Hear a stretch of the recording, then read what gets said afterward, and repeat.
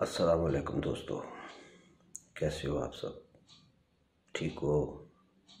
अल्लाह आप सबको सदा आबाद रखे, शाद रखे, सुखी रहिए, सलामत रहिए, सदा बामुराद रहिए। आज एक बात करते हैं, दूसरे लफ्ज़ों में आज एक नतारा करते हैं। नतारा किसका करते हैं? एक कतरे का। किस चीज़ का कतरा? ये आँख से बहने वाला आंसू। ये आंसू क्या है? देखने को पानी का एक कतरा है, नमकीन पानी का, जो हमारे जिस्म से निकलता है। लेकिन आपको पता है, जब ये आँख से टपकता है ना, तो इसके कई एहसासात होते हैं। क्योंकि एक कतरा अपने अंदर कई कुलज़म रखता है, कई दास्तानें रखता है, कई फसाने रखता है, कई तराने रखता है। इसी तरह इसके एहसासात भी बहुत होते हैं। गम का एहसास, खुशी का एहसास, कुछ खोने का एहसास, कुछ पाने का एहसास, मिलने का एहसास, बिछड़ने का एहसास, अकीदत का एहसास होता है, इबरत का एहसास है, बेबसी का एहसास है, कदरी का, बेकदरी का, तोकीरी का, बेतोकीरी का। गर्ज बेशुमार एहसासात होते हैं।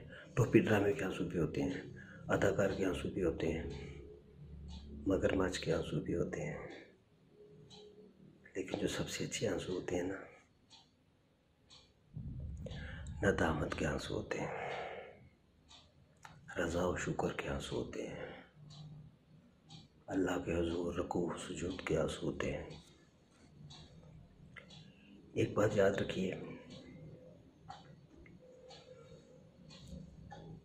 आंसुओं को रोका मत कीजिए। इन्हें आने दो, इन्हें बहने दो। एक्सरसाइज है, इन्हें बहाएं, आप फ्रेश हो जाएंगे, आपकी तबीयत बेहतर हो जाएगी, बहाल हो जाएगी। कभी करके देखिए, यह आपके दिल और दिमाग के बहुत सारे गर्दों गुबार धो डालते हैं। यह आपको आपके अंदर से पाक कर देते हैं। अभी जो मैं इतने आंसू बहा रहा हूँ ना, एक बात हमेशा याद रखना कि इन आंसुओं को हमेशा बाहर बहाना, अपने अंदर मत उतारना, जिसे आंसू पी जाना कहते हैं।